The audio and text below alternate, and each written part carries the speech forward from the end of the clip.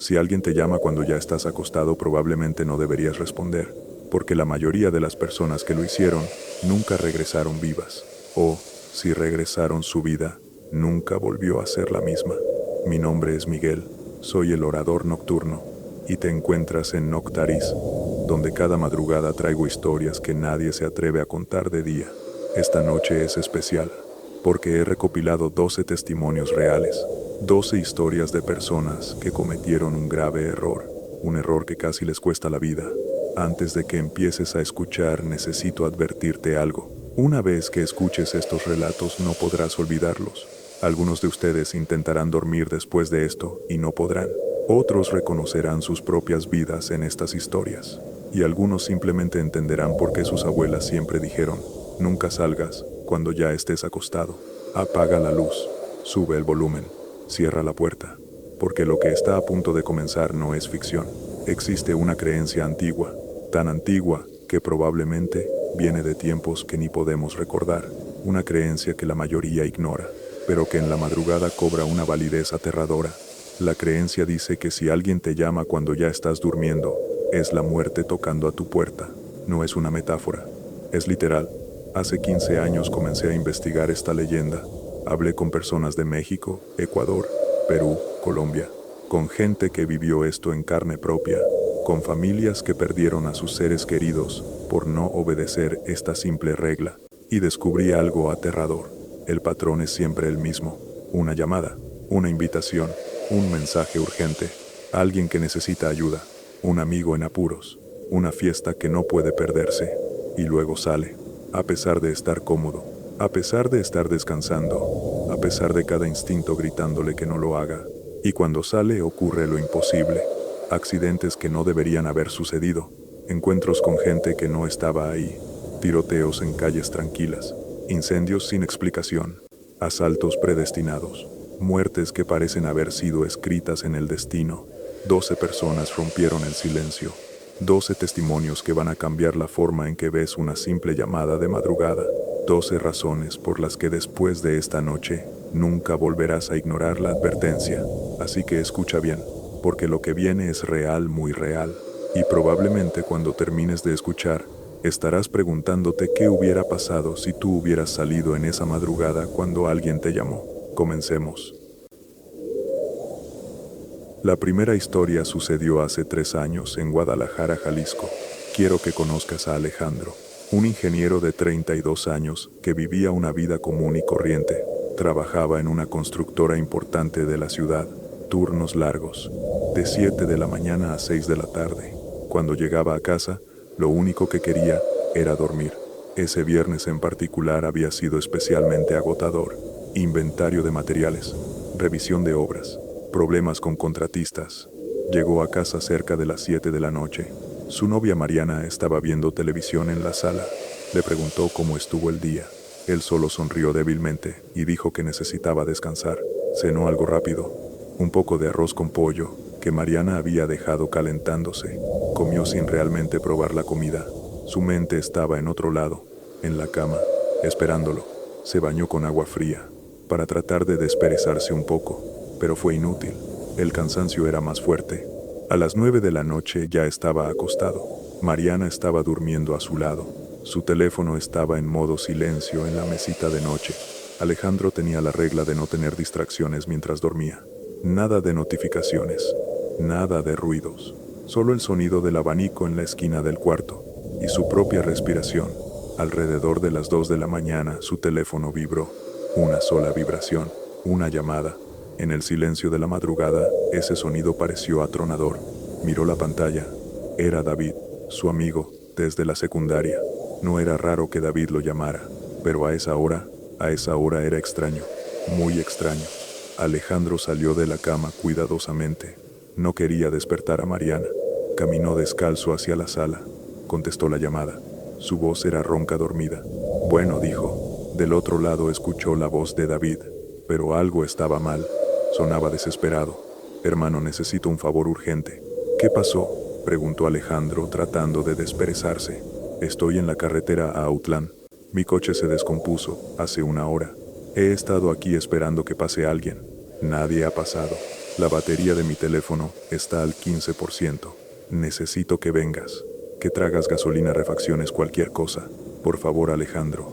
Estoy solo. La carretera a Outland quedaba a 40 minutos de la casa de Alejandro. Una ruta solitaria. De noche era especialmente peligrosa.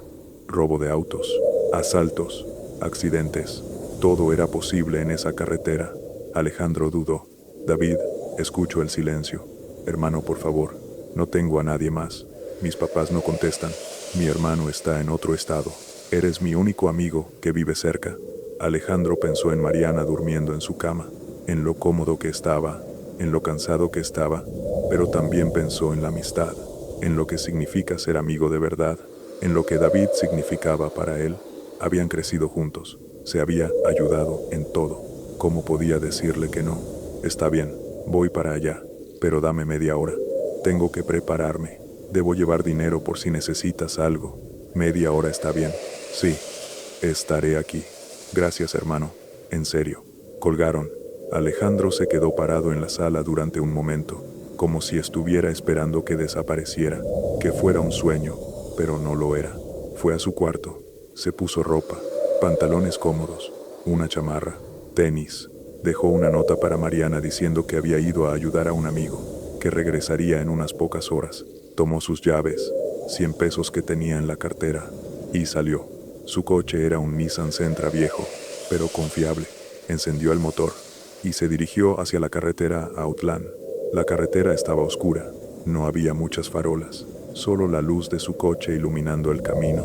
Manejó durante 40 minutos, siguiendo las indicaciones que David le había dado por teléfono.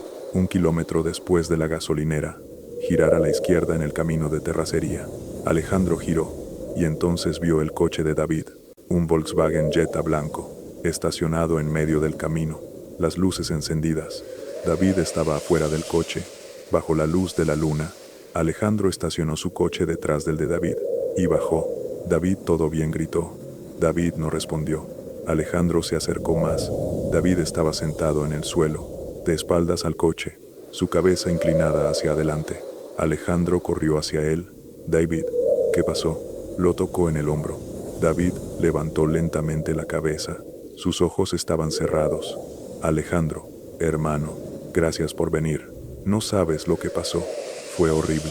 Alejandro ayudó a David a levantarse. Entró a revisar el coche. El motor estaba frío. Había gasolina en el tanque. No entendía qué pasaba. Alejandro, necesito que me lleves de aquí. Ahora. Algo está mal. ¿Qué cosa?, preguntó Alejandro. No sé cómo explicarlo, pero hace una hora, cuando estaba aquí esperando, vi algo en el camino. Una silueta. Una persona. No, no era una persona. Se movía de forma rara. Luego desapareció. Alejandro pensó que David estaba asustado, o que había comido algo malo, o que simplemente estaba imaginando cosas. Vamos, te llevo a casa de mis papás. Está más cerca que el centro. Metieron el coche de David, y Alejandro manejó de vuelta por la misma carretera. David iba en silencio en el asiento del copiloto, mirando por la ventana, con los brazos cruzados. Alejandro no sabía qué decir, así que solo manejó, en silencio, a unos 3 kilómetros de donde habían encontrado a David, en una curva cerrada. De repente, un coche salió de la nada, del carril contrario, a toda velocidad. Alejandro apenas tuvo tiempo de reaccionar. Giró el volante, pero fue demasiado tarde. El impacto fue frontal, metal contra metal, vidrio, rompiéndose. La cabeza de Alejandro golpeó el volante. Todo se volvió negro. Cuando recuperó la conciencia, estaba boca arriba en el piso. Sentía dolor en todas partes. Su visión era borrosa. Escuchaba sirenas a lo lejos, voces de personas, gritando su nombre. Alejandro, Alejandro, ¿puedes escucharme? Intentó hablar, pero no podía. Lo último que recuerda antes de perder la conciencia nuevamente es ver a David, mirándolo desde el asiento del copiloto, con los ojos abiertos, pero completamente vacíos, sin vida. David murió en el acto. Alejandro sobrevivió, pero pasó 3 meses en el hospital. Fracturas múltiples, lesión cerebral traumática, secuelas que lo acompañarán el resto de su vida.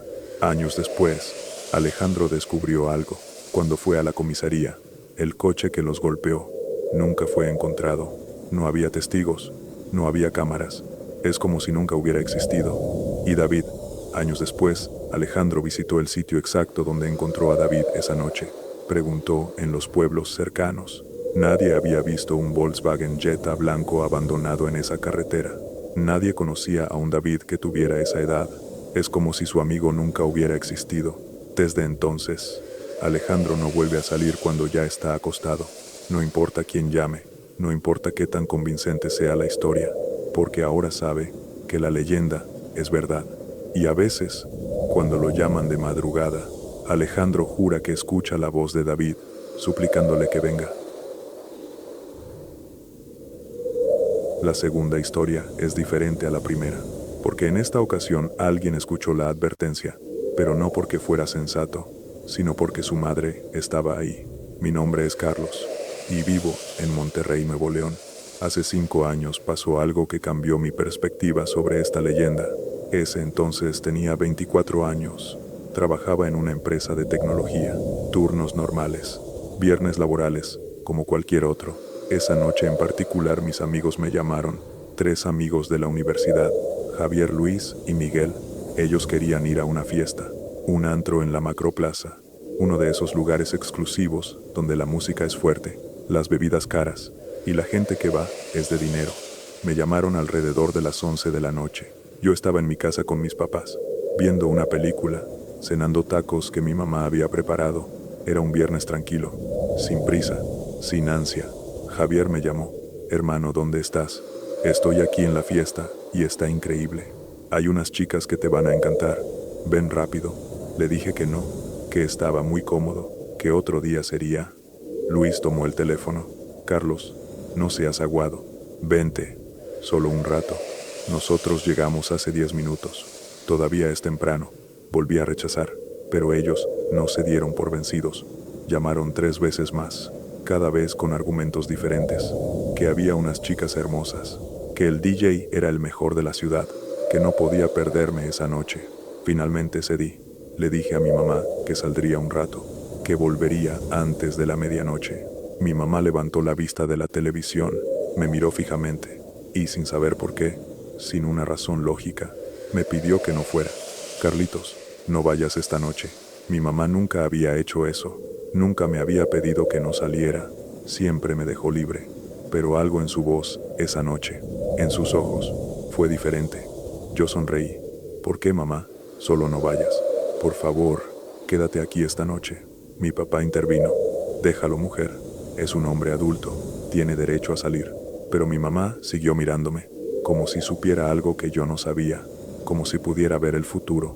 Finalmente me dio permiso, pero me pidió que tuviera cuidado, que no bebiera en exceso, que cuidara mis pertenencias. Y algo más que no entendí en ese momento. Me dijo, si sientes que algo está mal, regresa inmediatamente. No importa qué, incluso si eso significa dejar a tus amigos solos. Prométeme que lo harás. Lo promete. Aunque no entendía qué, salí de la casa. Manejé hacia la Macroplaza. Tardé 20 minutos en llegar. Estacioné en el sótano del centro comercial. Subí hacia el antro. La música se escuchaba desde lejos. Bajé música de reggaetón, voces de personas, vidrios, hielo, el ambiente típico de un viernes por la noche en Monterrey.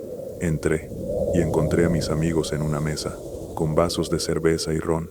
¡Ay! Llega el compa, me gritó Javier. Nos abrazamos, me senté, me ofrecieron bebidas. Al principio rechacé, pero finalmente acepté. Pasé 2 horas ahí, bailando, riendo, hablando con mis amigos y con algunas chicas que conocimos. Fue una noche normal, sin nada extraordinario. Alrededor de las 1 de la mañana decidí irme. Me sentía cansado y algo extraño me rondaba la mente. Las palabras de mi mamá, si sientes que algo está mal, regresa. No sabía por qué, pero algo me decía que debería irme.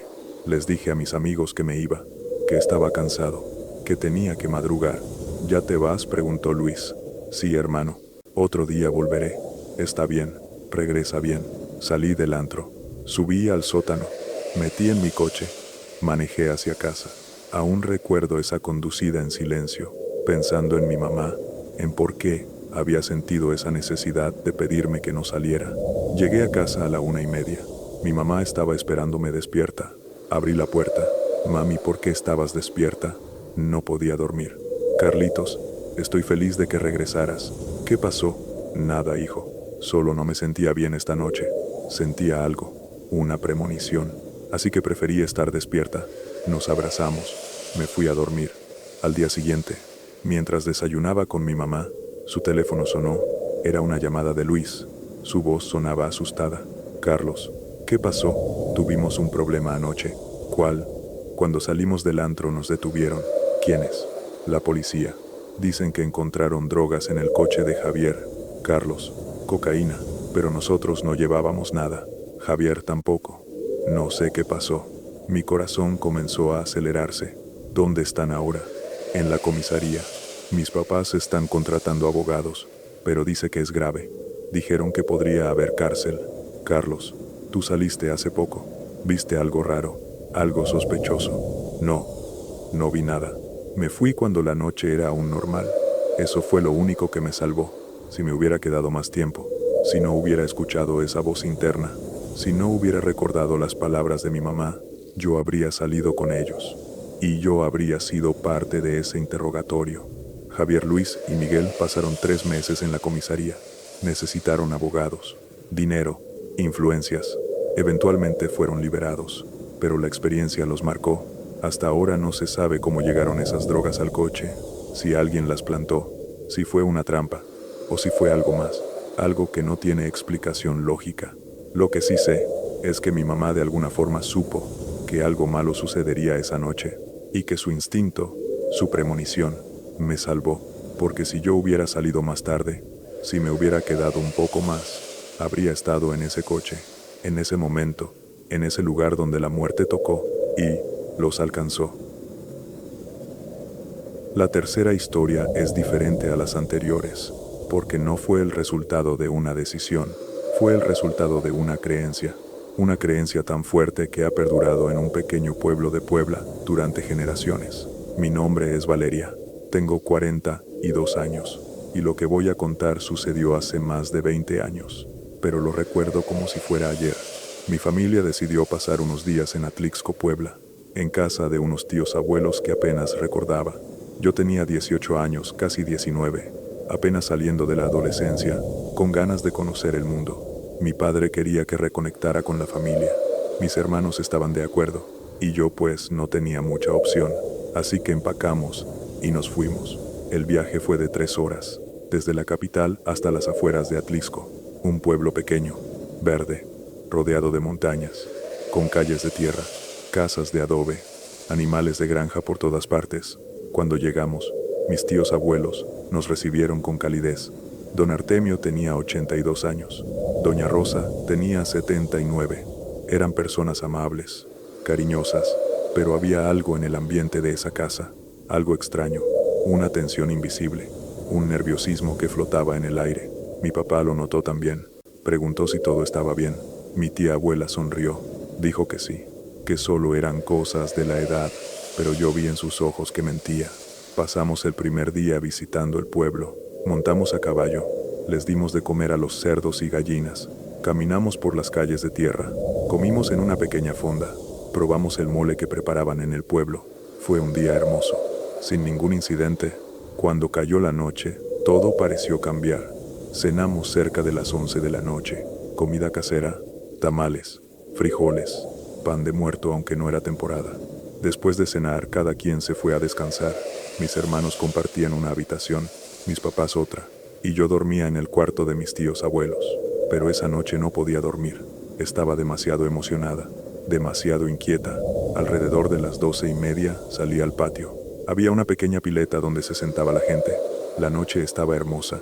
Las estrellas brillaban, los grillos cantaban, el aire era fresco. Llamé a mi novio por teléfono.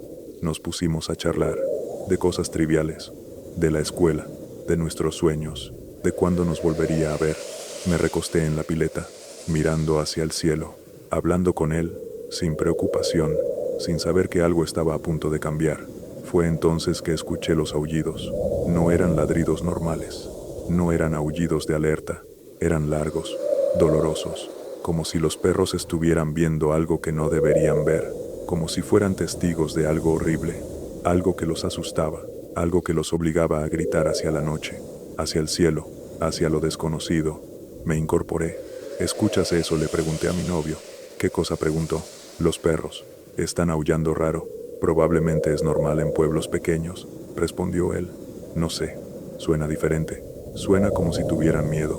Cuelga, te llamaré después. Colgué.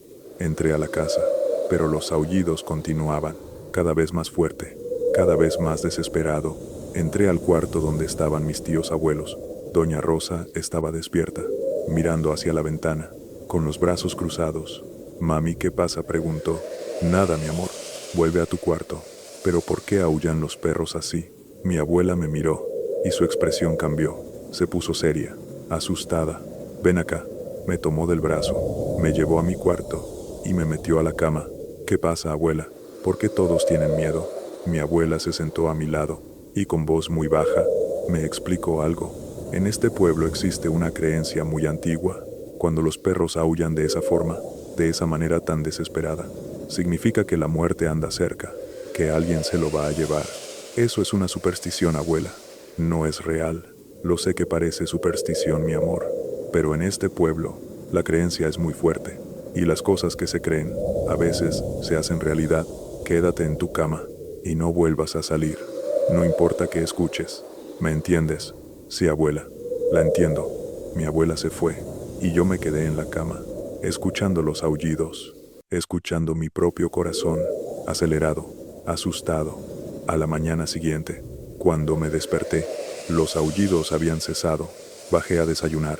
Mis tíos abuelos estaban ahí, pero algo en el ambiente había cambiado. Todos estaban tristes. Mi papá salió de la casa, fue al pueblo, y regresó 2 horas después, con un informe. Un señor del pueblo había muerto esa madrugada, justo donde se escuchaban los aullidos, un ataque al corazón, o eso era lo que decían. Mi abuela simplemente sonrió, una sonrisa triste, y murmuró, pobrecito, ya se lo llevaron. Esa noche, decidí dormir en el cuarto con mi abuela. Su cuarto me gustaba, era antiguo, tradicional, no había focos eléctricos, solo velas que daban una luz tenue. El adobe mantenía el cuarto fresco, los grillos afuera me relajaban, mi abuela me rascaba la cabeza con cariño, así que me quedé dormida profundamente. Pero alrededor de las 2 de la mañana, volvieron los aullidos, esa mezcla de llanto y lamento que te hiela hasta los huesos. Mi abuela se despertó en silencio, sin decir nada, comenzó a rezar. Mi abuelo, que estaba en otra cama, se unió a ella. Yo me hice la dormida, pero por dentro estaba temblando. En su oración, mi abuela pedía protección para todos. Que no se los lleven, repetía, que no se los lleven. Al día siguiente, una vecina de la calle de atrás llegó llorando desconsolada. Era joven, acababa de dar a luz. Su bebé había muerto esa madrugada sin explicación, simplemente dejó de respirar. Justo donde se escuchaban los aullidos, mi papá decidió que nos regresáramos, que cortaríamos nuestras vacaciones, que volveríamos a la capital. Mis tíos abuelos entendieron. La noche antes de partir, mi abuela me explicó más sobre la creencia. Me dijo que era muy antigua, que sus abuelos y sus abuelos también la respetaban, que en ese pueblo, los perros eran mensajeros, mensajeros de lo sobrenatural, y cuando aullaban así, era porque alguien estaba siendo llamado. Nunca regresé a Atlixco, nunca volví a ver a mis tíos abuelos. Han pasado más de 20 años, y cada vez que escucho a un perro aullar en la noche, se me eriza la piel. No sé si esa creencia sigue viva en ese pueblo. Tal vez sí, tal vez no, pero hay algo que sí sé. No me atrevería a volver jamás, porque algunos lugares, algunos pueblos, tienen sus propias leyes, sus propias reglas, y la muerte en Atlixco habla el idioma de los perros. La cuarta historia que voy a compartir es de alguien que conocí hace poco, un hombre llamado Roberto. Vive en Veracruz, y lo que le sucedió fue tan violento, tan repentino, que casi muere esa noche. Roberto tenía 22 años cuando esto pasó. Trabajaba en un puerto de carga, como operario de máquinas pesadas. Un trabajo físicamente exigente, pero bien remunerado. Su novia se llamaba Fernanda. Llevaban 2 años juntos, y aunque la relación era buena, había momentos de tensión. Fernanda era celosa, extremadamente celosa. A veces Roberto no podía hablar con otras mujeres sin que ella armara una escena, pero él la amaba, o eso creía. Una noche de viernes, Roberto llegó a casa del trabajo, agotado, lleno de grasa, sudoroso, se bañó, se cambió, cenó algo rápido. Eran las 10 de la noche. Se metió a la cama. Acababa de apagar la luz cuando su teléfono sonó. Era Fernanda. ¿Dónde estás?, le preguntó. En mi cama, amor. ¿Por qué me llamas tan tarde? Porque necesito verte. ¿Ahorita? Sí. Es importante. Salió con mis amigas esta noche y vi algo que no me gustó. ¿Qué cosa? Vi fotos. En las redes, fotos tuyas. Con otra chica, con abrazos, con poses románticas. ¿Qué fotos de cuándo? De hace como un mes. Fernanda, esas fotos son viejas. Era una compañera del trabajo. Solo una foto de grupo. No es nada. Es todo, Roberto. Quiero que vengas ahora, a mi casa. Ahorita. ¿Cómo a esta hora? Sí. Ahora. Necesito hablar contigo en persona. Roberto dudó. No quería salir. Estaba cómodo. Pero Fernanda seguía insistiendo. Amenazó con terminar, con nunca volver a verlo. Finalmente Roberto cedió. Se vistió deprisa, tomó sus llaves y salió de su departamento. La casa de Fernanda quedaba a unos 15 minutos en auto. Era una zona peligrosa de Veracruz, pero Roberto no le prestó atención. Solo manejó, con la mente en lo que Fernanda tendría que decir. Llegó a la casa. Eran las 11 de la noche. Tocó la puerta. Fernanda abrió rápidamente, pero algo estaba diferente. Su cara estaba enrojecida, sus ojos llorosos, y su expresión era de pura rabia. Entra, dijo. Roberto entró. La casa estaba oscura, solo una lámpara encendida en la sala. Fernanda cerró la puerta detrás de él. ¿Qué pasa, amor?, preguntó Roberto. Fernanda no respondió, simplemente lo miraba fijamente, con una intensidad que lo asustó. Fernanda, ¿estás bien? Estoy bien, preguntó ella, con voz burlona. Estoy bien. ¿Cómo voy a estar bien, Roberto? Si tú me engañas. No te engaño. Te dije que esa foto era inocente. Inocente. ¿Cómo osas decirme que es inocente? Roberto intentó acercarse, pero Fernanda levantó la mano. No te me acerques. Fernanda, ¿qué pasa? ¿Por qué actúas así? Fue en ese momento que Roberto escuchó un ruido. En la cocina, una puerta abriéndose, y de la cocina salieron 3 hombres, grandes, musculosos, con caras de pocos amigos. Hermano mío y sus 2 amigos, dijo Fernanda con una sonrisa malvada. ¿Qué está pasando aquí?, preguntó Roberto con pánico en la voz. Ellos vinieron a hablar contigo sobre lo que hiciste. Roberto intentó correr hacia la puerta, pero uno de los hombres bloqueó el camino. Los golpes comenzaron, puñetazos en el estómago, en la cara, en las costillas. Roberto intentó defenderse, pero eran 3 contra 1. Cayó al suelo y siguieron golpeándolo. Una patada en las costillas, otra en la cara. Su boca se llenó de sangre. Uno de los hombres sacó un cuchillo, pero Fernanda gritó: no lo maten, solo deséñenlo. Los golpes continuaron, pero menos intensos, hasta que finalmente se detuvieron. Roberto estaba en el piso, sangrando, sin poder moverse. Uno de los hombres le susurró: si vuelves a acercarte a mi hermana, te mato, ¿entiendes? Roberto asintió débilmente. Los hombres salieron de la casa. Fernanda se acercó a Roberto. ¿Ya aprendiste la lección? Roberto no respondió, solo intentó levantarse. Fernanda lo ayudó, lo llevó al baño, le pasó una toalla, y como si nada hubiera pasado, le pidió que se fuera, que no quería volver a saber de él. Roberto salió de esa casa, más lentamente que como había llegado. Se fue directo al hospital. Tenía 3 costillas rotas, un diente fracturado, hematomas por todo el cuerpo, y cicatrices emocionales que lo perseguirían el resto de su vida. Cuando le preguntaron qué había pasado, Roberto dijo que había sido un accidente, una pelea callejera. Nunca mencionó a Fernanda, ni a sus hombres, porque sabía que si lo hacía, volverían por él, y esta vez, no dejarían a Fernanda para que lo salvara. Años después, Roberto se enteró de que Fernanda había sido acusada de múltiples casos similares, atrayendo hombres a su casa, diciéndole a su hermano que los atacara, y cuando sus víctimas intentaban reportarlo, ella desaparecía, se mudaba, cambiaba de número, comenzaba de nuevo en otro lugar. Desde entonces, Roberto tiene una regla: no sale cuando ya está acostado, no importa quién lo llame, no importa qué tan importante sea, porque sabe que a veces la muerte no viene sola, a veces viene en forma de una mujer celosa. y sus cómplices en la oscuridad. Si estas historias te están helando la sangre en este momento, si sientes que algo no está bien, si tu instinto te dice que no debes salir cuando recibas una llamada, dale like a este video, suscríbete a Noctaris, porque lo que viene es aún más escalofriante. Y si llegaste hasta aquí, significa que entiendes que esta leyenda no es tan lejana como pensabas. Comencemos con la historia 5. La quinta historia es la más devastadora de todas, porque no solo cambió una vida, cambió varias, y dejó un vacío que nunca será llenado. Mi nombre es Diego, tengo 28 años, y vivo en Querétaro. Lo que voy a contar sucedió hace 7 años, cuando tenía 21, cuando era joven, cuando aún creía que el mundo era seguro, cuando aún creía que las decisiones que tomaba de madrugada no tenían consecuencias. En ese entonces mis padres trabajaban en el turno nocturno, ambos tenían los mismos horarios. Eso significaba que yo era responsable de mis hermanas. María tenía 7 años, Lucía tenía 5, 2 niñas hermosas, inocentes, con toda la vida por delante. Mi responsabilidad era cuidarlas, asegurarme de que comieran, de que durmieran, de que estuvieran seguras mientras mis papás trabajaban. Esa noche en particular había sido normal. Preparé cena, sopa con verduras, pollo desmenuzado. Las niñas comieron. Les conté una historia. Las acosté en la misma cama, como siempre hacíamos. Lucía se durmió primero, su cabecita sobre la almohada, su muñeca favorita abrazada.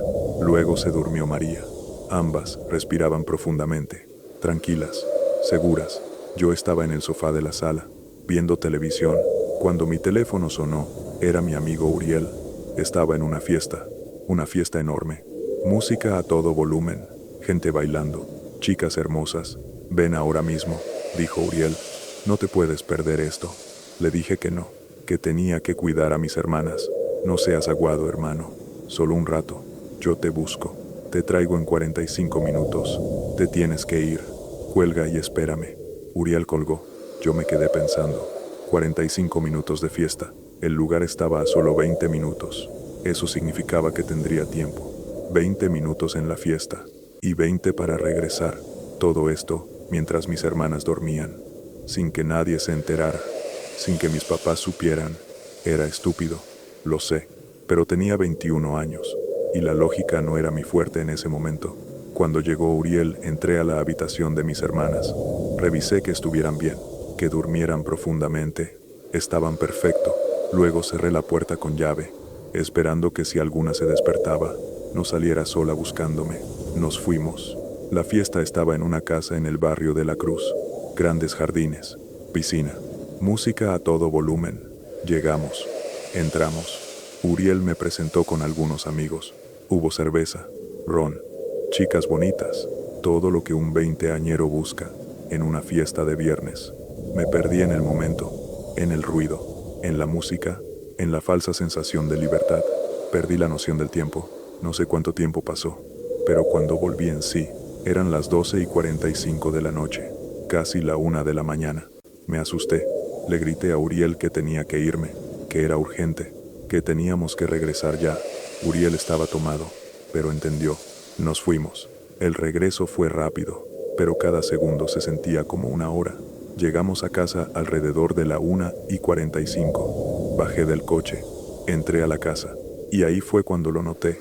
Un olor extraño, un olor a quemado, a humo. Corrí hacia la habitación de mis hermanas, abrí la puerta, y lo que vi, me cambió para siempre. Las llamas estaban consumiendo todo. La cama, los muebles, las cortinas, todo estaba en fuego, y mis hermanas estaban ahí, sus pequeños cuerpos en la cama, sin poder escapar, sin poder gritar. La puerta estaba cerrada con llave, la puerta que yo había cerrado, pensando que estaba cuidándolas. Gritó, corrí hacia la cama, pero el fuego me detuvo. Era demasiado intenso, demasiado caliente. Salí corriendo, llamé a los bomberos, llamé a mis papás, grité como nunca había gritado. Los bomberos llegaron, entraron, sacaron a mis hermanas, pero era demasiado tarde. María y Lucía murieron en el hospital, ambas, por inhalación de humo, por quemaduras extremas, por mi culpa. Investigaron el incendio. Descubrieron que había sido causado por una falla eléctrica. Un aparato que se había dejado enchufado, el calentador, se sobrecargó y encendió un fuego que arrasó toda la casa, un fuego que mató a mis hermanas. Mis papás nunca me perdonaron. ¿Cómo podrían? Yo fui responsable de mantenerlas seguras, y en su lugar saldría a una fiesta.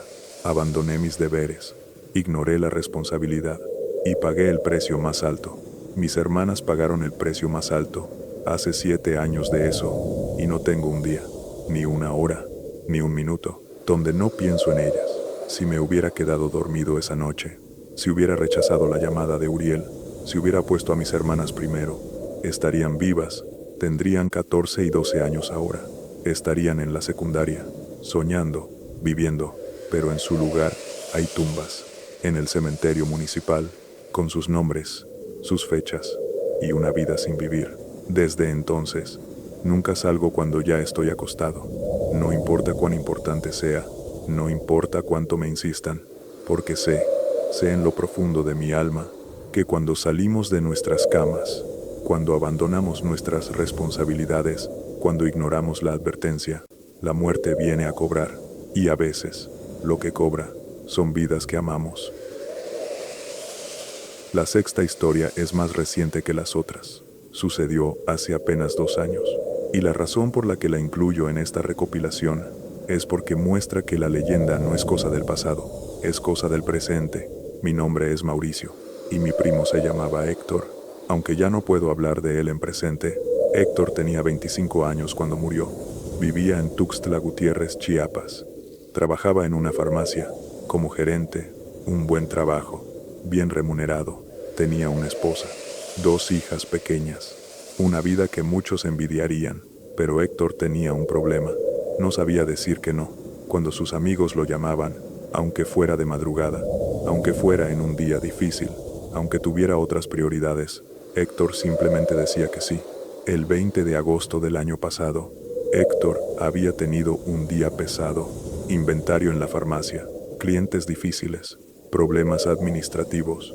Llegó a casa alrededor de las 8 de la noche, cenó con su esposa Patricia, jugó un poco con sus hijas. Lucía de 5 años, Isabel de 3 años, las metió a la cama, las besó en la frente y les dijo que las amaba. Luego se metió a su propia cama. Patricia estaba durmiendo a su lado. Era martes, un martes cualquiera, alrededor de las 11:30 de la noche. Su teléfono sonó, un mensaje de WhatsApp, luego otro y otro. Héctor se levantó de la cama, cuidadosamente para no despertar a Patricia, se fue a la sala, miró los mensajes. Eran de sus amigos, de su grupo de amigos del barrio. Se habían juntado en el rancho para una pequeña fiesta. Había cerveza, música, mujeres, y querían que Héctor fuera. Héctor dudó, respondió que no, que estaba durmiendo, que tenía que trabajar mañana, pero sus amigos no aceptaban un no. Llamaron, lo presionaron, dijeron que necesitaban que fuera, que uno de los amigos había traído un problema, que necesitaban sus consejos, que solo sería un rato. Héctor finalmente cedió, se vistió deprisa, dejó una nota para Patricia, diciendo que había ido al rancho, que regresaría temprano. Salió de la casa. Su motocicleta estaba en el garaje, una Yamaha vieja, pero confiable. La encendió y se dirigió hacia el rancho.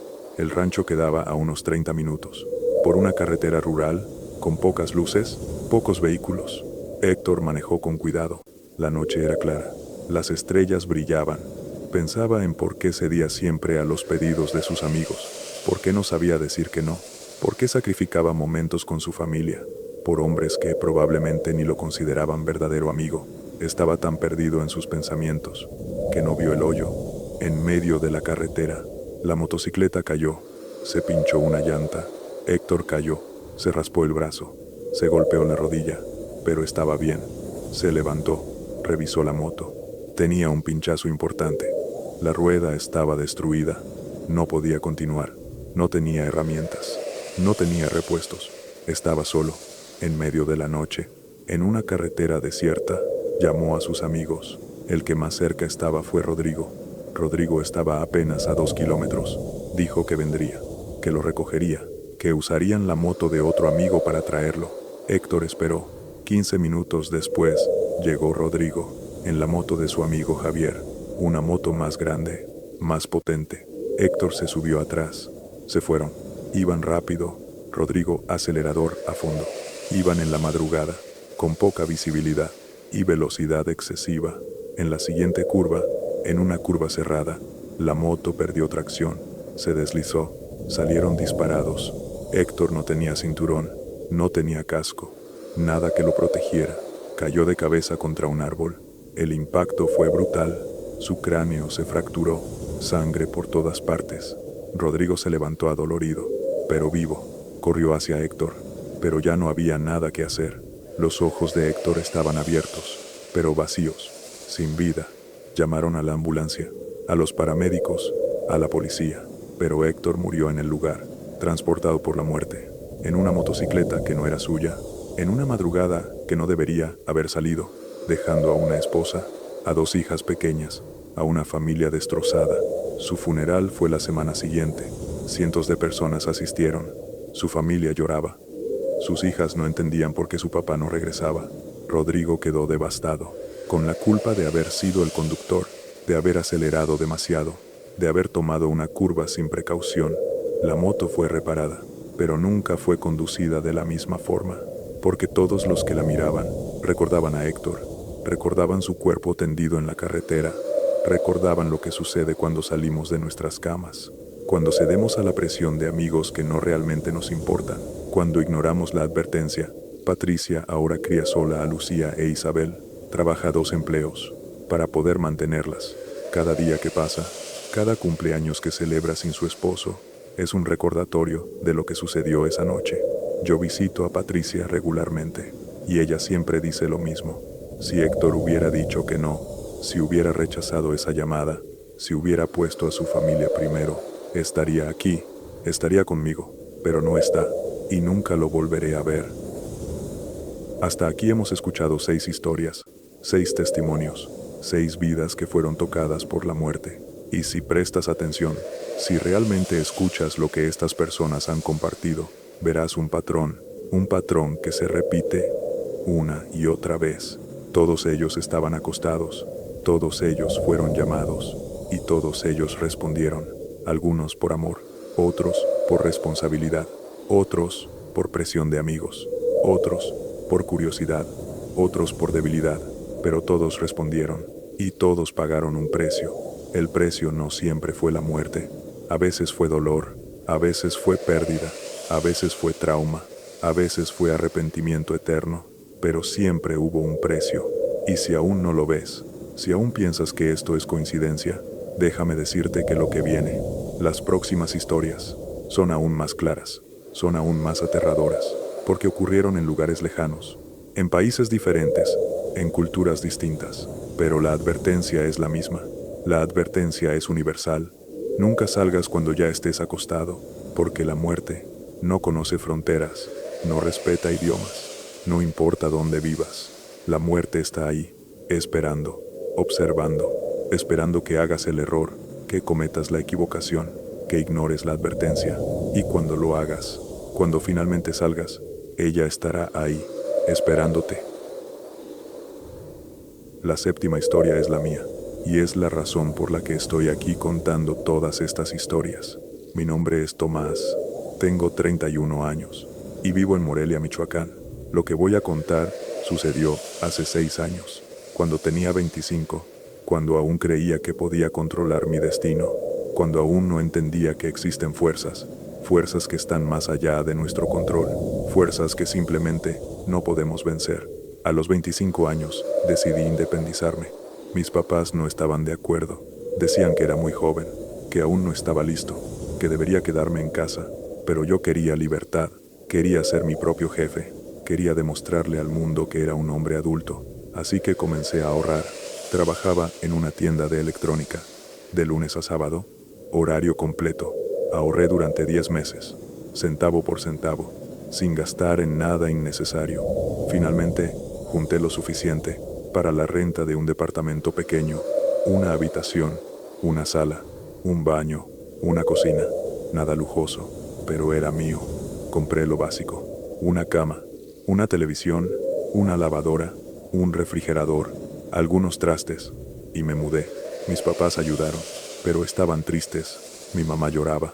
Mi papá no hablaba mucho, pero sabía que estaban asustados, asustados de que algo me sucediera, asustados de que cometiera un error, pero yo no escuchaba. Yo era joven, era invencible, o eso creía. Las primeras 2 semanas fueron hermosas. Por fin tenía libertad, por fin podía llegar a la hora que quisiera, hacer lo que quisiera, invitar a quien quisiera, sin reglas, sin permisos, sin sermones, pero también estaba solo, terriblemente solo. El departamento era silencioso, sin la voz de mi mamá, sin los regaños de mi papá, sin el ruido de mis hermanos. Era extraño, incómodo, pero me acostumbré, o eso creí. Una noche después de 2 semanas de mudarme, después de un día pesado en la tienda, inventario, clientes molestos, entregas atrasadas, llegué a casa agotado, cansado, deprimido, cené algo, me bañé y me acosté alrededor de las 9 de la noche. Mi teléfono estaba cargando, lo había dejado en modo silencio. Quería dormir sin interrupciones. Alrededor de las 2 de la mañana, escuché un sonido, un ruido afuera del departamento, voces, risas, pasos en las escaleras. Me asomé por la ventana. Había un grupo de jóvenes, probablemente entre 19 y 22 años. Iban hacia el techo del edificio, probablemente a una fiesta clandestina. Me volví a dormir, pero el ruido continuaba. Música, gritos, golpes en las paredes. No podía dormir. Frustrado me levanté, caminé hacia mi teléfono. Tenía 5 llamadas perdidas. De mi amigo Memo, mi amigo de la universidad, un chico con el que solía salir, pero con el que había perdido contacto después de que decidí trabajar. Tenía también un mensaje, un texto que decía: hermano, ¿dónde estás? Estamos en el techo del edificio de la esquina. Viene mucha gente, tienes que venir. La fiesta está increíble. Miré la hora, las 2:15 de la mañana. Dudé. El cuerpo me pedía quedarme, pero la mente, mi mente joven y estúpida, quería salir. Quería recordar cómo era divertirse. Quería recordar que tenía amigos. Quería recordar que aún era joven.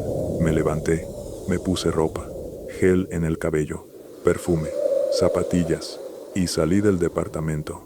El techo quedaba a 1 cuadra. Llegué en 5 minutos. Había música a todo volumen, luces de colores, gente bailando, cerveza, ron, chicas bonitas. Era lo que necesitaba. Memo me recibió, con los brazos abiertos. Hermano, ¿dónde estabas? Te extrañaba. Nos abrazamos. Me presentó con algunas personas. Pasé 4 horas en esa fiesta, bailando, riendo, bebiendo, olvidándome de mis responsabilidades. Alrededor de las 6 de la mañana, decidí irme. El cuerpo me pedía descanso. La alarma de mi teléfono me recordaba que tenía que trabajar. Me despedí de Memo y regresé al departamento. Cuando entré algo se sintió mal. La puerta estaba ligeramente abierta. No la había dejado así. Entré con cuidado y ahí vi el desastre. Mi departamento había sido saqueado. Todo estaba revuelto. Los cajones abiertos, la ropa tirada, los muebles volteados, la televisión de 50 pulgadas que había comprado, desaparecida, la lavadora, desaparecida, el refrigerador, vacío, mi laptop, desaparecida, mis ahorros, los pocos pesos que me quedaban, desaparecidos. Me senté en el suelo, en medio del desastre, y lloré, como no había llorado en años. Meses de esfuerzo, por la ventana, mi libertad, me había costado todo, y en ese momento, recordé las palabras de mis papás: no deberías irte, aún no estás listo, es peligroso vivir solo. Y tenían razón, tenían toda la razón. Llamé a la policía, hicieron un reporte, pero dijeron que no había mucho que podían hacer. Asaltos de departamentos eran comunes en esa zona, especialmente en residencias de personas solas. Pasé 3 meses en el hospital, no físicamente, mentalmente, deprimido, devastado, trabajando en la tienda, durmiendo en casa de mis papás. Mi mamá no dijo nada, pero sus ojos, lo decían todo.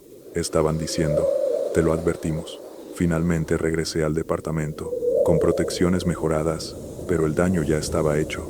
Ya no me sentía seguro, ya no me sentía libre, solo me sentía solo. Desde esa noche, desde ese asalto, aprendí algo. Aprendí que cuando sales de tu cama, cuando abandonas lo seguro, cuando ignoras el instinto que te dice que no, las consecuencias pueden ser devastadoras. No siempre es la muerte, pero siempre es algo, y en mi caso, fue la pérdida de todo, y la pérdida de la inocencia. Ahora tengo 31 años, y vivo en el mismo departamento, pero es diferente. Las paredes tienen barras, las ventanas tienen cerraduras adicionales, y yo nunca salgo cuando ya estoy acostado. No importa quién me llame, no importa qué me digan, porque aprendí, a los 25 años, que la independencia no es libertad, es una trampa, y la muerte estaba esperándome, en la forma de esos hombres que saquearon todo lo que tenía. La octava historia sucedió en un pequeño pueblo de Sinaloa, en una región agrícola, donde la vida es dura, donde el trabajo es pesado, y donde la muerte es más frecuente de lo que la gente quiere admitir. Mi nombre es Rafael, y tenía 23 años cuando esto sucedió.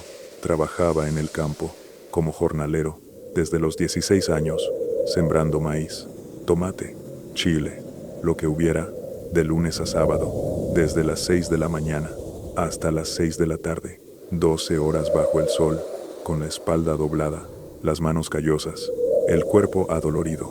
Era trabajo honrado, pero me pagaban bien. Cada viernes me daban mi paga, y los domingos descansaba. Era mi único día libre, el único día para recuperarme. Ese viernes en particular había sido especialmente duro. Cosecha de tomate, jornadas largas, cargando cajas pesadas, agachándome, levantándome, una y otra vez. El patrón me dio mi paga a las 7 de la noche, 1,500 pesos de la semana, mi dinero honrado. Mis compañeros de trabajo hablaban de ir a la feria del pueblo, a beber, a bailar, a divertirse. Les pregunté si venía. No, hermano, estoy muerto. Estoy cansadísimo. Otro día será. Llegué a mi cuarto a las 8 de la noche. Vivía solo, en un cuarto rentado, en el centro del pueblo. Un cuarto pequeño, con una cama, una mesa, una silla y un baño compartido. Nada lujoso, pero era mío. Cené algo, unos frijoles con tortillas, un vaso de agua. Me bañé con agua fría, porque no había calentador. Me puse un pants limpio y me tiré en la cama. A las 9 de la noche ya estaba profundamente dormido, con el celular cargando, sin alarmas, sin preocupaciones. Solo quería dormir. Dormir hasta el mediodía del domingo, mi único descanso. Alrededor de la 1 de la mañana me despertó un ruido. Música a todo volumen. Voces, risas, gritos. Me asomé por la ventana. En la calle de enfrente habían montado una fiesta. Bocinas enormes, luces de colores, una lona improvisada, mesas con cervezas, gente bailando en plena calle. A estas horas preguntó una voz dentro de mí. Molesto me volví a acostar. Me tapé la cabeza con la almohada, pero el ruido no me dejaba dormir. Pasaron 20 minutos, y entonces tocaron mi puerta. Toc, toc, toc. Me levanté de mala gana. Abrí. Era Ricardo, mi compañero de trabajo, con una cerveza en la mano y la cara roja de tanto bailar. Hermano, ¿qué haces dormido? Ven a la fiesta. No, gracias. Estoy cansado. Ándale, solo un ratito. Está buenísima. De verdad estoy muerto. Mañana nos vemos. Cerré la puerta, pero Ricardo insistió. Tocó de nuevo. Hermano, hay unas morras preguntando por ti. Las del mercado. Eso captó mi atención. Las hermanas del mercado. Había estado observando a una de ellas durante meses. Se llamaba Lupita. Era hermosa, y yo creía que no sabía que existía. ¿De verdad?, preguntó. ¿De verdad? ¿Están aquí? Preguntaron si venías. Me levanté. Me puse unos jeans, una camisa a cuadros, las botas, mi gorra, y salí. La feria quedaba a 10 minutos caminando. Llegué como a la 1:30. Había música de banda, juegos mecánicos, puestos de comida, y mucha gente, más de la que esperaba. Vi a Ricardo en la entrada, con una cerveza en la mano. Ahí está el compa. Me dio un abrazo, y me llevó donde estaban los demás. Miguel, Chuy, el Pelos, todos con cervezas, todos alegres. Y entonces las vi, Lupita y su hermana, sentadas en una banca, con vestidos bonitos. Lupita me sonrió. No creí que vinieras, pues aquí estoy. Platicamos, nos reímos. Ella estaba hermosa, y yo estaba feliz de haber venido. Pasó media hora, Bailamos una canción, tomé 2 cervezas, todo iba bien, hasta que escuché gritos. Desde el otro lado de la feria, ahí está la muy perra, un hombre borracho, caminando tambaleante, con una botella en una mano, y en la otra, un arma, una pistola plateada. La gente empezó a alejarse, algunos corrieron, otros se quedaron inmóviles. El hombre buscaba a su esposa, gritando su nombre. Lupita, sé que estás aquí. Sal, maldita. Ricardo susurró. Compa, vámonos. Sí, mejor. Empezamos a caminar hacia la salida, despacio, sin llamar la atención, pero entonces el hombre vio a una mujer, corriendo entre los puestos. Ahí estás. Corrió tras ella, y nosotros estábamos justo en medio. El hombre pasó junto a nosotros, y de pronto se detuvo, volteó, nos miró, con los ojos rojos, la cara desencajada. Ustedes la escondieron. No, señor, no sabemos de qué habla. Mentirosos. Y entonces sacó el arma. No pensó 2 veces. Levantó la pistola y disparó. Bang. El primer disparo le dio a Ricardo. En el pecho, cayó al suelo de inmediato. Bang, bang, bang. 3 disparos más. Sentí el primer impacto, en el estómago, como si me hubieran golpeado con un martillo. Caí de rodillas. Bang. Otro en la pierna izquierda. Bang. Otro en el brazo derecho. Caí al suelo, boca arriba, mirando el cielo, escuchando gritos a mi alrededor. Gente corriendo, Lupita gritando mi nombre. Llamen una ambulancia. No sentía dolor, solo frío, mucho frío y cansancio. Quería dormir, cerrar los ojos y descansar. No te duermas, escuché decir a alguien, pero yo quería dormir.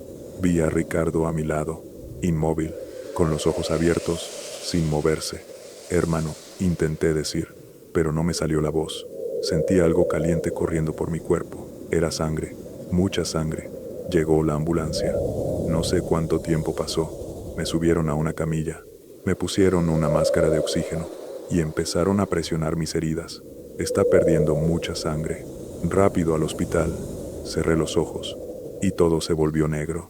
Desperté una semana después, en un hospital en Culiacán, con tubos por todos lados, máquinas pitando y un dolor insoportable.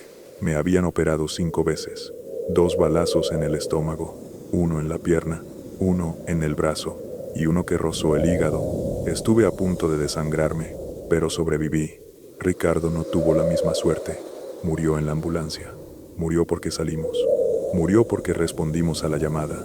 Murió porque no escuchamos la advertencia.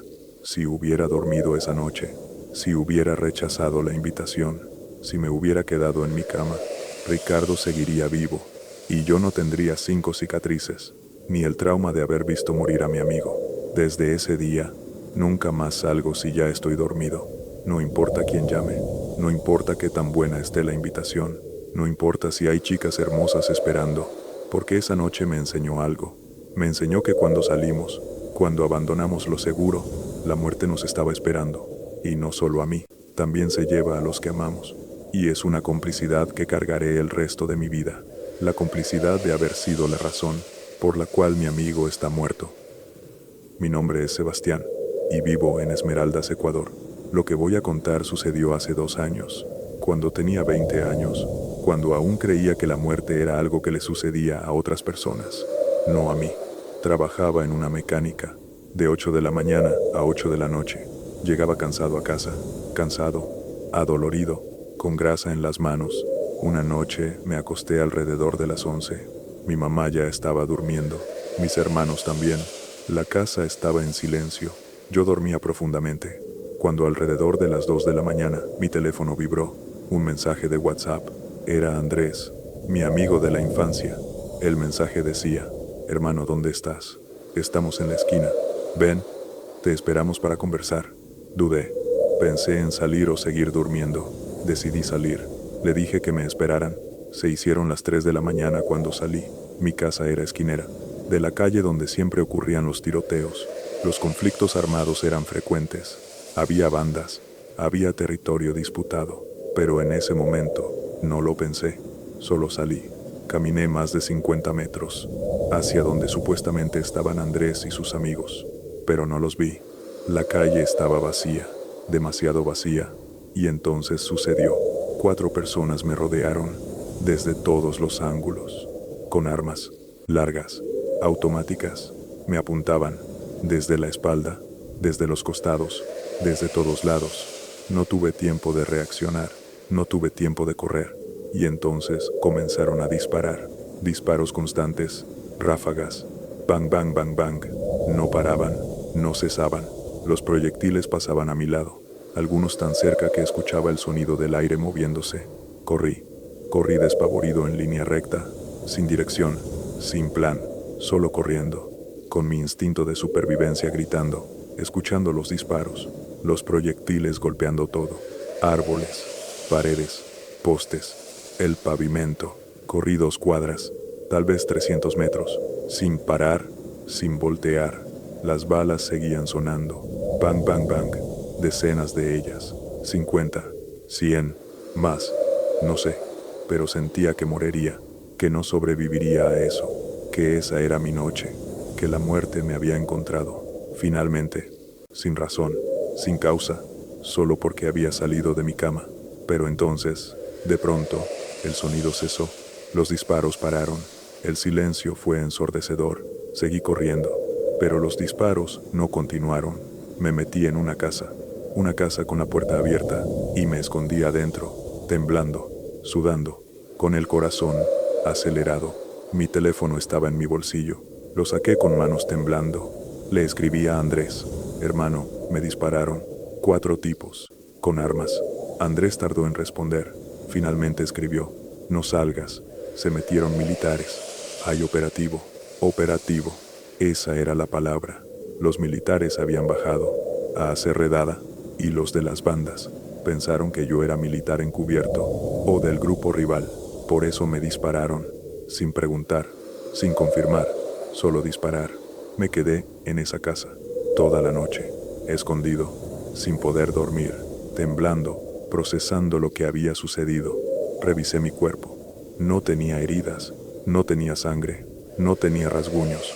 De los más de 50 proyectiles disparados, ninguno me había tocado. Fue un milagro, una mano invisible, una protección sobrenatural, porque estadísticamente debería haber muerto a los 23 años, en una madrugada oscura, en una calle peligrosa, por haber salido de mi cama.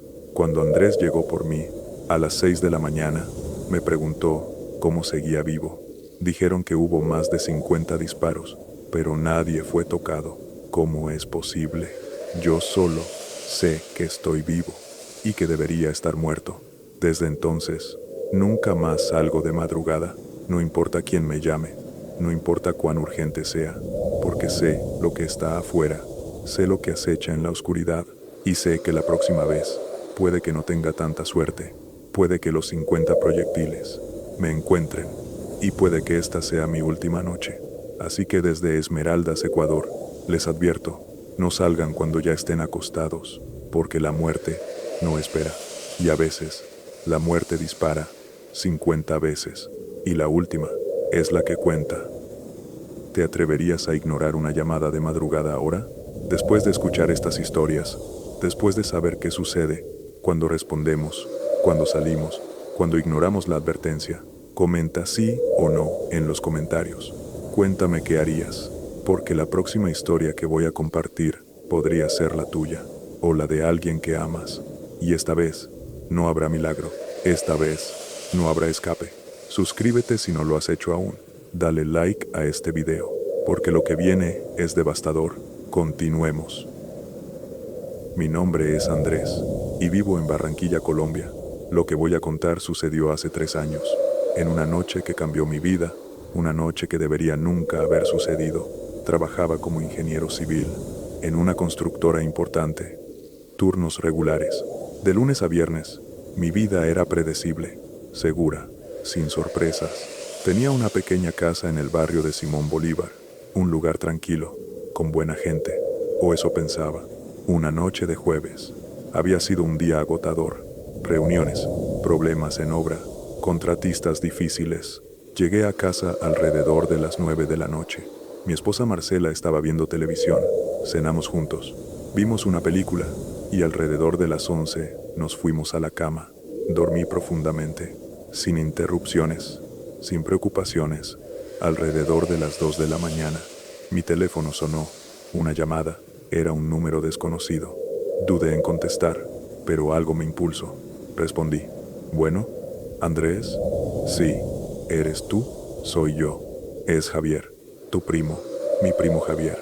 Vive en la costa, a 1 hora de mi casa. Javier, ¿qué pasa? Hermano, necesito que me hagas un favor. ¿Qué cosa? Necesito que vengas. Ahora. A la playa. ¿Ahorita? ¿A qué hora es? Las 2 de la mañana, Javier. ¿Qué pasó? Estoy en problemas. Necesito que vengas. Hermano, por favor.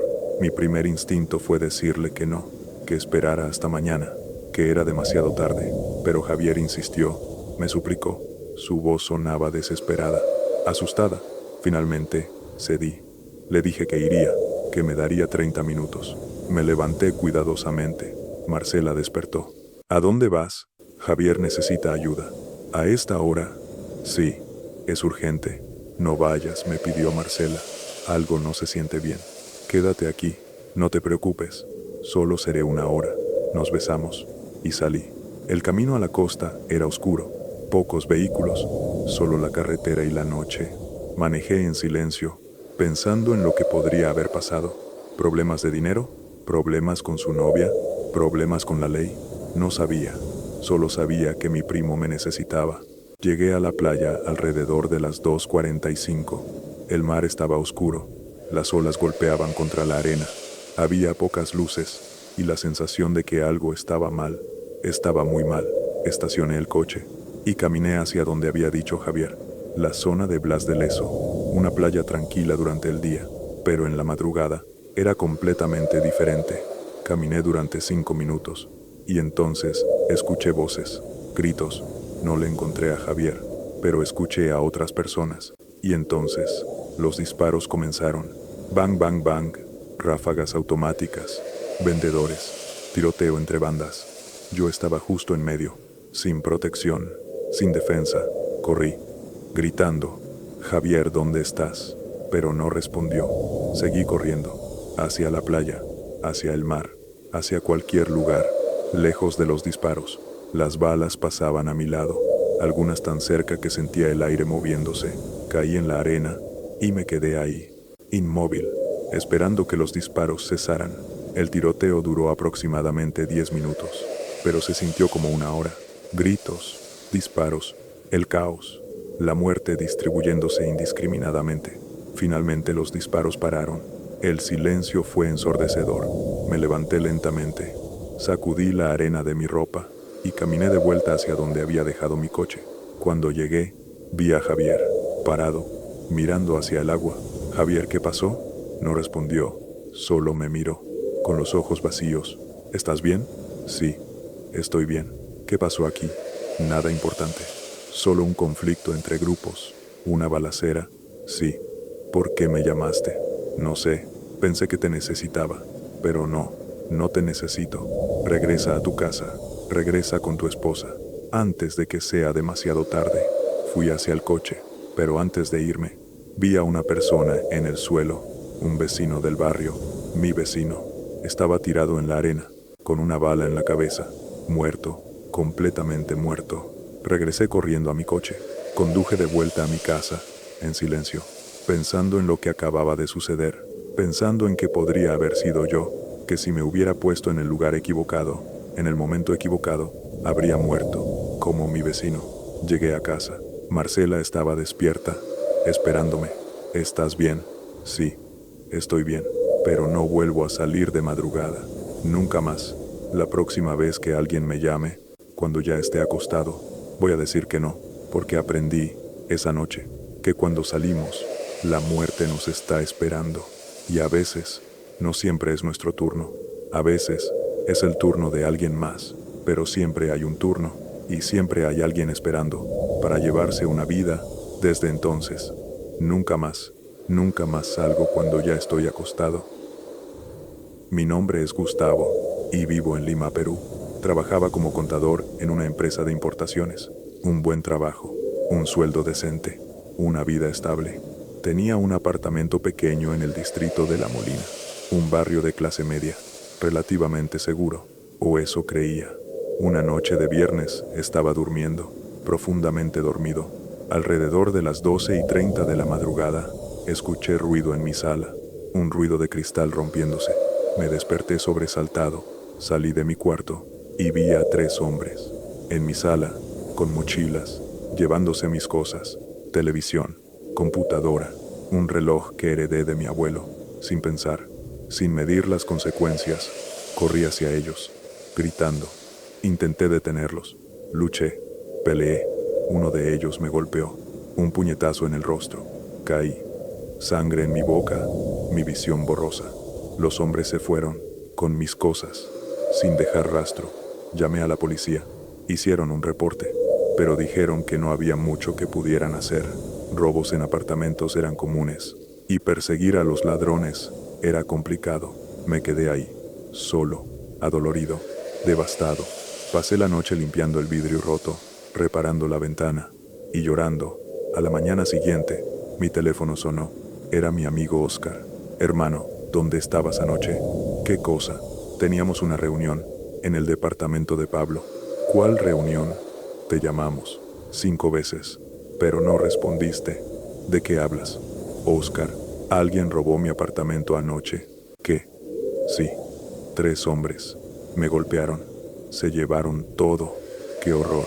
¿Estás bien? Más o menos. Oscar quedó en silencio. Luego preguntó, ¿recibiste mis llamadas? Sí, pero estaba dormido. Estaba cansado. ¿Y qué? ¿Por qué no viniste? Porque acababa de irme a dormir. No quería salir. Gustavo.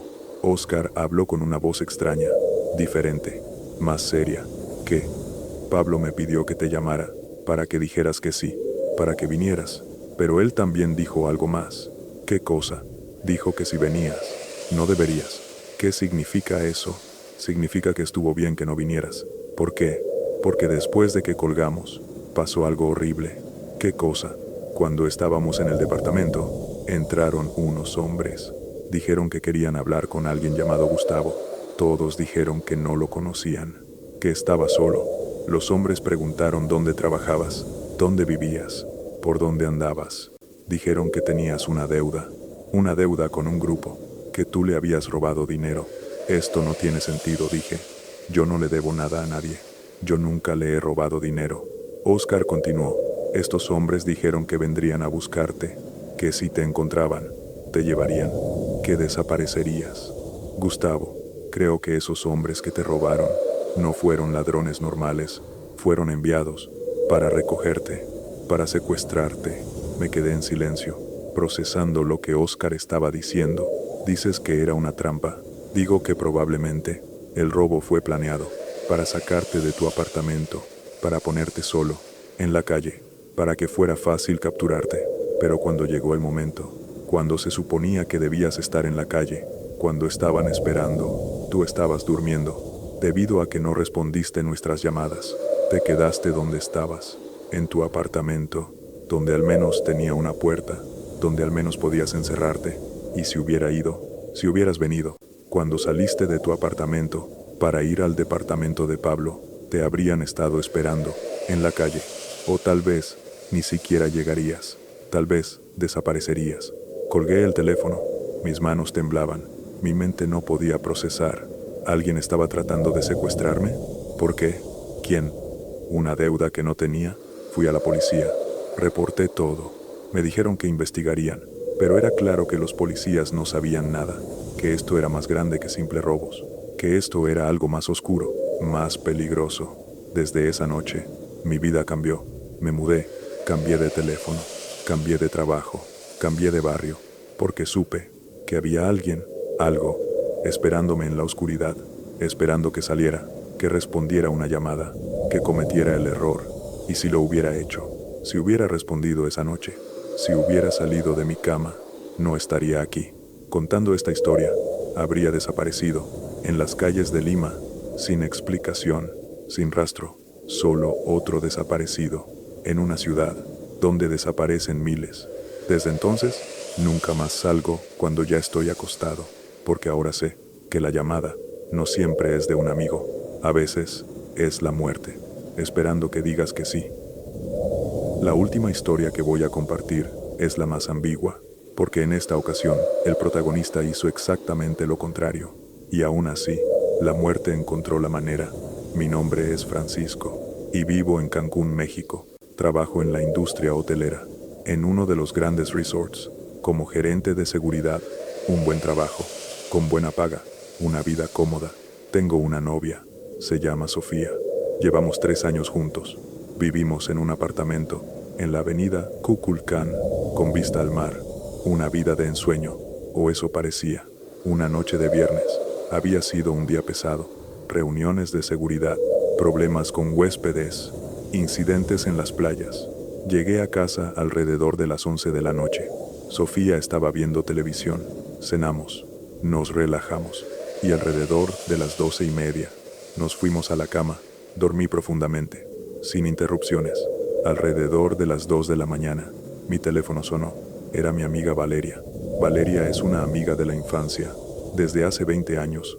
Hermano, necesito que hagas algo por mí, dijo con urgencia en la voz. ¿Qué pasa? Necesito que vengas. Ahora, a la marina. ¿A la marina? ¿A esta hora? Sí. Es importante. ¿Qué pasó? No puedo hablar por teléfono. Solo ven.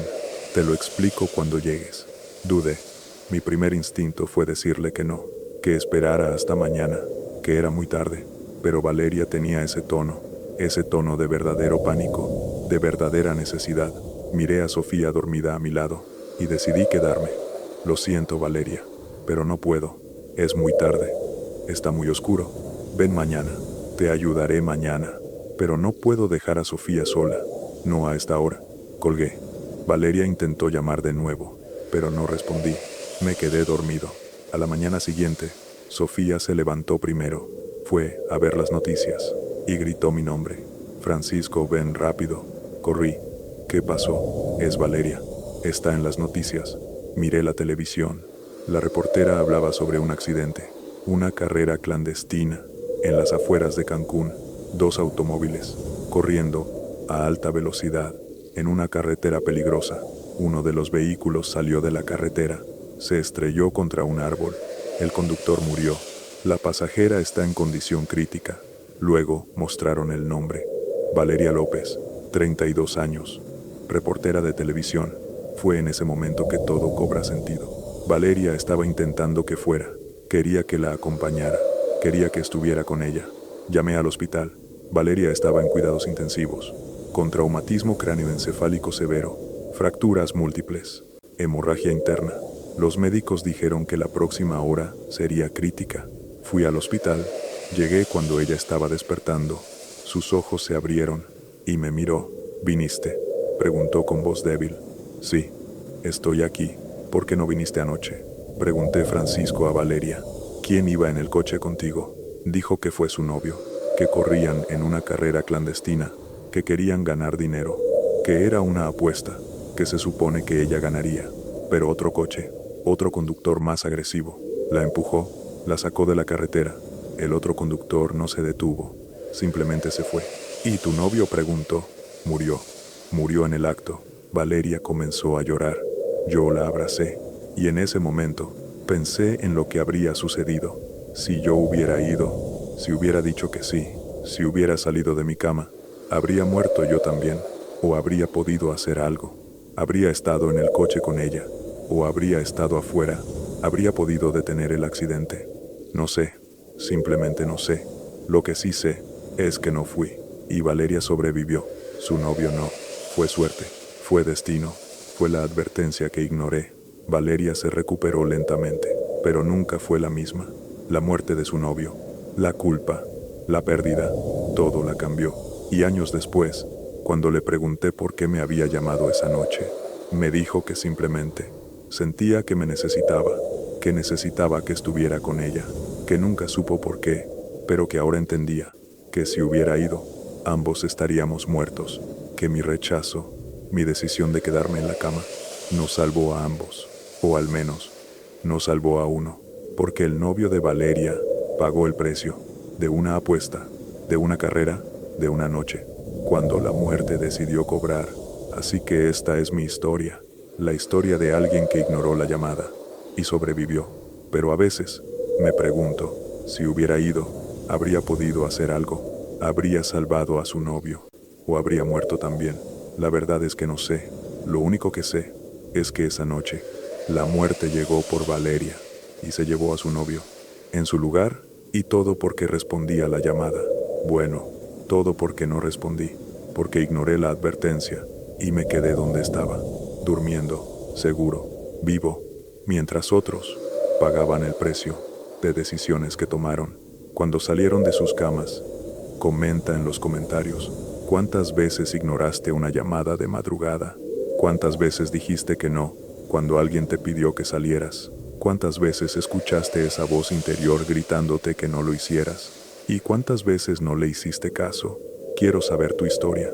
Quiero saber si tuviste suerte, o si, como los protagonistas de estas historias, pagaste un precio, porque la verdad es que todos tenemos una historia. Todos hemos recibido una llamada. Todos hemos tenido que decidir, quedarse o salir, responder o ignorar, y cada decisión tiene consecuencias. Así que cuéntame, ¿cuál fue tu decisión? ¿Y qué sucedió después? No tengas miedo de compartir, porque aquí, en Noctaris, no juzgamos, solo escuchamos y creemos, porque sabemos que la muerte es real y está escuchando. Hemos llegado al final de esta maratón. 12 historias, 12 testimonios, 12 vidas tocadas por la muerte. Y si prestas atención, si realmente escuchas lo que estas personas han compartido, verás un patrón tan claro, tan evidente, que es imposible ignorarlo. El patrón es siempre el mismo. Todos ellos estaban acostados, todos ellos dormían, y todos ellos fueron llamados, algunos por amor, otros por responsabilidad, otros por amistad, otros por curiosidad, otros por debilidad, pero todos ellos respondieron, y todos ellos pagaron un precio. ¿Es coincidencia? ¿Son solo historias tristes que suceden en la vida? ¿Es posible que una leyenda antigua sea verdadera? Yo he pasado años investigando esto, años entrevistando a personas, años escuchando testimonios, años tratando de entender, y llegué a una conclusión. La conclusión es que el patrón es demasiado consistente, es demasiado claro, es demasiado real, para ser solo coincidencia, ya sea que creas en lo sobrenatural, o ya sea que creas en la psicología, o ya sea que creas simplemente en el destino. Una cosa es verdad, cuando salimos de nuestras camas, cuando abandonamos la seguridad del descanso, cuando respondemos a una llamada de madrugada, algo cambia, la energía, el destino, la suerte, algo cambia, y la muerte, que estaba esperando pacientemente, finalmente tiene su oportunidad, ahora.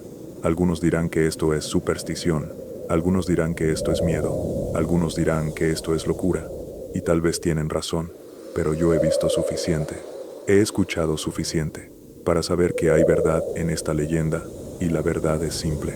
Cuando duermes, cuando te acuestas, estás protegido, hay una fuerza, una energía, que te mantiene seguro, en tu cama, en tu hogar, en tu espacio, pero cuando salgas, cuando dejes ese espacio sagrado, esa protección desaparece, y lo que te acecha, lo que espera, finalmente tiene su oportunidad. Por eso, nuestros abuelos decían, nunca salgas cuando ya estés acostado. No era una superstición, era sabiduría, era experiencia, era conocimiento acumulado, a través de generaciones, de gente que aprendió, a través del dolor, a través de la muerte, a través de la pérdida. Así que escúchame, si alguien te llama de madrugada, si escuchas que alguien te necesita, si sientes la urgencia de salir, piensa en estas historias, piensa en Alejandro, piensa en Carlos, piensa en Valeria, piensa en Rafael, piensa en Diego, piensa en Héctor, piensa en Sebastián, piensa en Andrés, piensa en Gustavo, piensa en Francisco. Todos ellos quisieron haber dicho que no, todos ellos quisieron haberse quedado en la cama, todos ellos quisieron haber ignorado la llamada. Y si tú escuchas estas palabras en la madrugada, aprende de ellos, aprende del precio que pagaron, y simplemente duerme, porque a veces el no es la respuesta correcta, y a veces ignorar la llamada es la decisión que te salva la vida. Si llegaste hasta aquí, en la madrugada, cuando casi nadie está despierto, cuando el mundo duerme, y tú sigues aquí, escuchando, entonces eres parte de algo especial, eres parte de una comunidad que entiende, que sabe, que la muerte es real y que a veces la muerte susurra, a través de las llamadas, a través de los mensajes, a través de las voces de gente que creemos que amamos. Así que te pido algo, si este video te ha tocado, si estas historias te han marcado, si sientes que necesitas compartir esto, dale like ahora mismo, no porque yo lo pida, sino porque lo necesitas, porque necesitas que otros sepan, que necesitas que otros entiendan que la leyenda es real. Ahora, si aún no estás suscrito a Noctaris, te lo pido, suscríbete, porque cada día traigo historias que la mayoría de las personas no se atreve a contar, historias que cambiarán tu perspectiva, historias que te harán cuestionar todo. Suscríbete y activa la campanita. La campanita es importante, porque así, cuando publique nuevo contenido, tú serás uno de los primeros en saber, uno de los primeros en escuchar, una de las pocas personas que entiende que hay más, mucho más, de lo que la mayoría cree. Ahora, para ustedes que llegaron hasta aquí, una última advertencia, una última palabra. Cuando termines este video, cuando apagues la pantalla, cuando te vayas a dormir, pon tu teléfono en silencio, cierra tu puerta, asegúrate de que nadie pueda entrar y duerme profundamente, porque después de escuchar estas historias, después de estar despierto tan tarde, después de invocar la atención de la muerte, lo que necesitas es descanso, lo que necesitas es seguridad, lo que necesitas es quedarte en tu cama y no salir, no importa qué, no importa quién, no importa qué tan urgente sea, simplemente duerme, porque la muerte está escuchando, está observando y espera a que cometas el error, espera a que respondas, espera a que salgas. Pero si tú eres inteligente, si tú aprendiste de estas historias, si tú entiendes lo que significa la leyenda, entonces simplemente no saldrás. Soy Miguel, el orador nocturno, y este fue el episodio de hoy de Noctaris, donde los secretos de la madrugada finalmente ven la luz. Gracias por estar aquí, gracias por escuchar, gracias por creer. Nos vemos en el próximo episodio, si la muerte nos lo permite. Que duermas bien, que descanses tranquilo, pero sobre todo, que no salgas cuando ya estés acostado, porque la próxima llamada podría ser la tuya, y la próxima historia podría ser tu historia. Adiós, que la noche te cuide.